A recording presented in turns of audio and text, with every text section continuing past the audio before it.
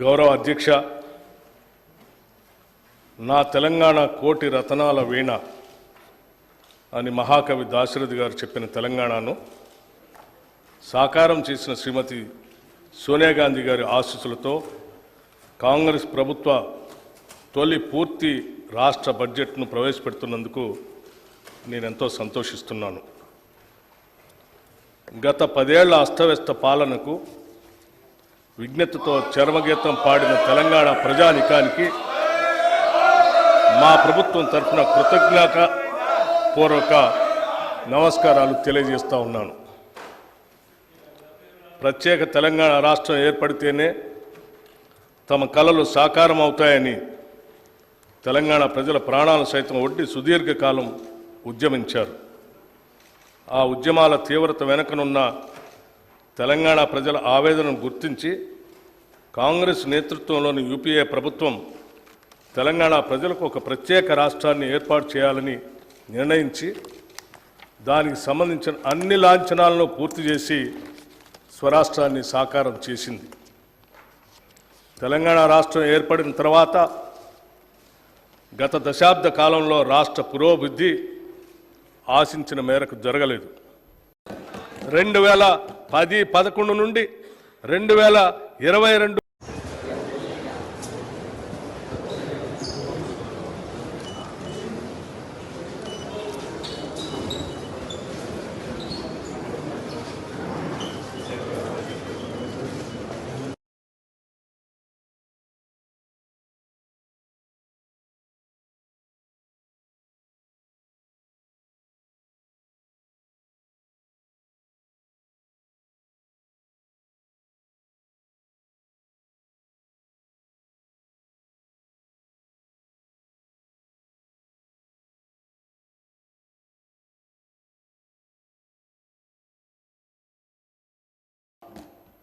ఇది రైతుల తలరాతలు మార్చే ఒక చారిత్రాత్మక నిర్ణయం.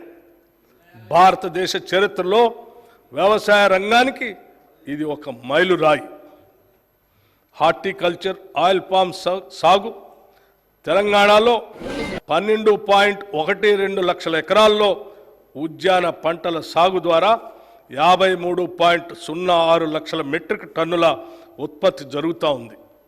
రాష్ట్రంలో ఆయిల్ పామ్ సాగును ప్రోత్సహించేందుకు oil palm area expansion under national mission on edible oils పథకం కింద ఆయిల్ పామ్ సాగు రైతులకి అవసరమైన సహాయం అందిస్తాం. 2024-25లో రాష్ట్రంలో 1 లక్ష ఎకరాల ఆయిల్ పామ్ సాగు చేసేలాగా లక్ష్యంగా పెట్టుకున్నాం.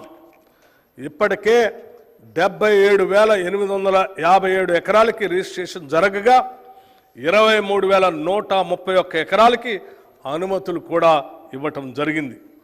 వచ్చిన మొత్తం రిజిస్ట్రేషన్లకి ఈ నెలలోనే ప్లాంటేషన్ మరియు డ్రిప్ అనుమతులు కూడా ఇవ్వాలని లక్ష్యంగా పెట్టుకున్నాం.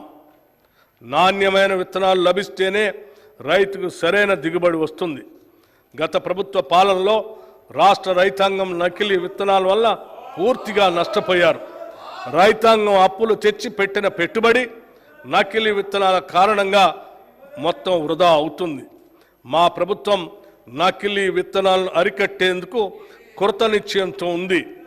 నకిలీ విత్తనాలను అరికడుతూ నాణ్యమైన విత్తనాలు రైతులకు అందించే దిశగా చర్యలు తీసుకుంటున్నాం.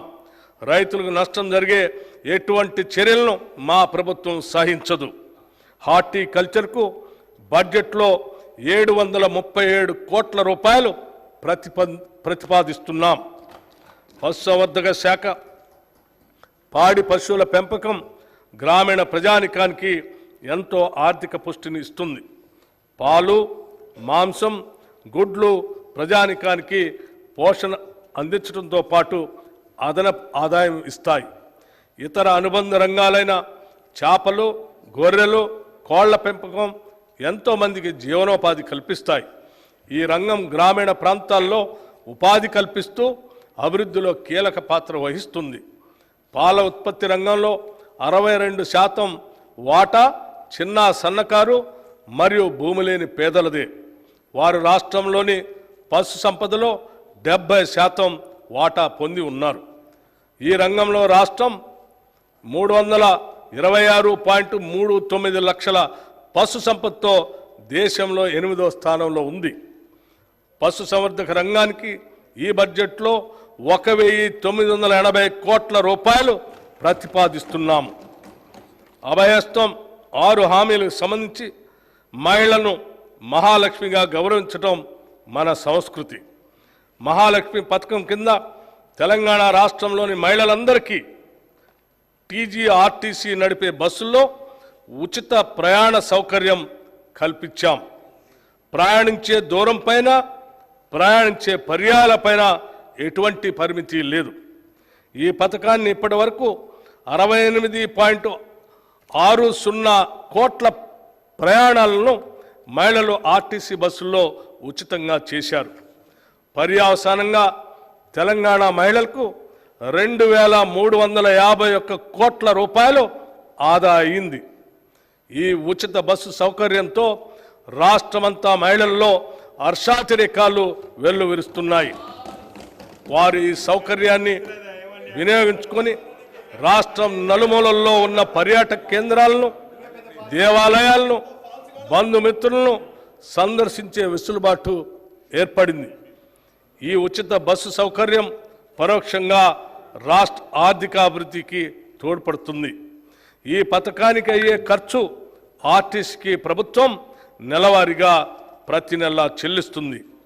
దానివల్ల ఆర్టీసీ సంస్థ కూడా ఆర్థికంగా బలోపేతమై $1 బిలియన్ కార్పొరేషన్గా అవతరించడానికి దోహదపడింది. 500 రూపాయలకే గ్యాస్ సిలిండర్ నిరుపేద మధ్యతరగతి కుటుంబాలకు తరచుగా పెరిగే గ్యాస్ సిలిండర్ ధరలు మోయలేని భారంగా మారాయి. వారి ఆదాయంతో పోలిస్తే పెరిగిన సిలిండర్ ధర వారికి ఒక తీవ్రమైన ఆర్థిక సమస్యగా మారింది. మా ప్రభుత్వం మహాలక్ష్మి పథకం కింద 500 రూపాయలకే వంట గ్యాస్ సిలిండర్ని అందించడం ప్రారంభించింది. ఈ పథకం ద్వారా ఇప్పటి వరకు 39,57,637 కుటుంబాలకు లబ్ధి చేకూరింది. ప్రభుత్వం ఈ పథకానికి ఇప్పటి వరకు 200 కోట్ల రూపాయలు వెచ్చించింది. ఈ బడ్జెట్లో ఈ పథకానికి 723 కోట్ల రూపాయలు ప్రతిపాదిస్తున్నాం. గృహజ్యోతి పథకం అల్పాదాయ వర్గాల వారి ఇళ్లలో చీకట్లో పాలదోలి కాంతులు నింపాలనే సత్సంకల్పంతో మెరుపు లాంటి ఆలోచనలతో వెలిగిన దీపం గృహజ్యోతి పథకం.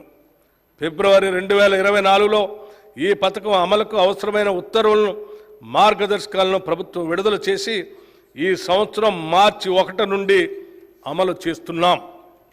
200 యూనిట్ల కంటే తక్కువ విద్యుత్తుని వినియోగించుకునే గృహ మరింత మేలైన ప్రాజెక్టుల నిర్మాణం చేపట్టాలనే కృతనిశ్చయంతో ఈ ప్రభుత్వం ఉంది. ఇక నిధుల విషయానికి వస్తే గత ప్రభుత్వ కాలంలో